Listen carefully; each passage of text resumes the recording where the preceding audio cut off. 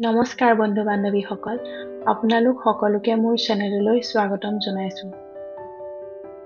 আন সকলোবোৰৰ দৰে আপোনাৰ আৰু মোৰো জীৱনতো বহুত অভাৱ আছে। যিমানেই অভাৱ নাথাকিলেও আমি জীৱনটো জীয়াবলৈ এৰিব নোৱাৰোঁ আৰু এই অভাৱবোৰ পূৰণ কৰিবলৈ সদায় চেষ্টা কৰোঁ। অভাৱ হৈছে সকলোৰে জীৱনত থকা এটা বিষয়, যিটোৰ পৰা আমি আঁতৰিব বিচাৰিলেও আঁতৰিব নোৱাৰোঁ। এই অভাৱ সকলোৰে থাকে, কিন্তু এই অভাৱৰ পৰা বাচি থাকিবৰ কাৰণে কেইটামান মোৰ মনৰ কথা। প্ৰথম হৈছে আমি নিজৰ অৰ্থনৈতিক অৱস্থাটো নিজে বুজি ল'ব লাগিব।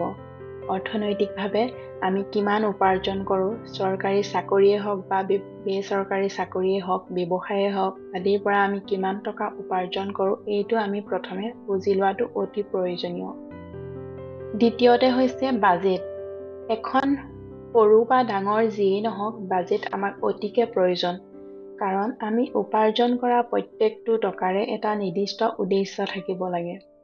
প্ৰত্যেকটো টকা আমি কিহত খৰচ কৰিম, কোনটো শিতানত কিমান টকা আমি খৰচ কৰিম, তাৰ এটা নিৰ্দিষ্ট উদ্দেশ্য থকাটো অতিকে প্ৰয়োজন। তৃতীয়তে হৈছে ঋণ। ঋণৰ পৰা আমি সদায় আঁতৰত থাকিবলৈ চেষ্টা কৰিব লাগে। আৰু যদি আপোনাৰ ঋণ আছে, তেতিয়াহ'লে সেই ঋণ ক'ত কিমান ধৰণৰ আছে বা ক'ত কেনেকৈ দিলে আমি সোনকালে মুক্ত হ'ব পাৰিম, তাৰ এটা তালিকা প্ৰস্তুত কৰি ৰখাটো অতি প্ৰয়োজনীয়। ইয়াৰ পিছত হৈছে সঞ্চয়। সঞ্চয়টো আমাৰ জীৱনৰ এটা অতি গুৰুত্বপূৰ্ণ দিশ। আমি যিমানেই টকা উপাৰ্জন নকৰোঁ কিয়, আমি তাৰে প্ৰায় 2 হ'লেও সঞ্চয় কৰাটো অতি প্ৰয়োজনীয়। কাৰণ বিপদৰ সময়ত এই সঞ্চয়েহে আমাৰ কামত দিয়ে।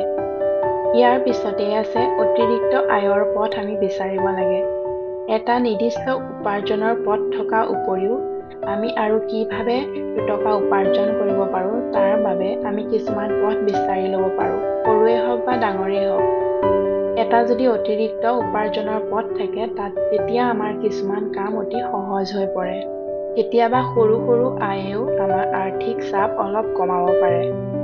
ইয়াৰ পিছতেই আহিছে আমাৰ মেইন বস্তু, মনোভাৱ আৰু শৃংখলাবদ্ধ হ'ব লাগিব। আমি আমাৰ মনোভাৱটো এটা নিৰ্দিষ্ট কৰি ৰাখিব লাগিব আৰু আমি নিজৰ কাম কাজত শৃংখলাবদ্ধ হ'ব লাগিব। কাৰণ শৃংখলিত কাম কাজেহে আমাক টকা অলপ বচাব পাৰিব।